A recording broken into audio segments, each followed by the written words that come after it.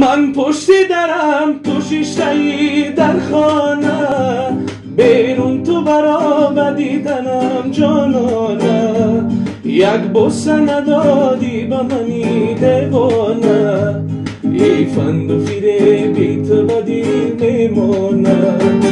من پشت درم تو شیشته‌ای در خانه، بیرون تو برآمدی تنم جانانه، یک بوسه ندادی به منی دیوانه، ای فند و فریبی تو بدی میمانم.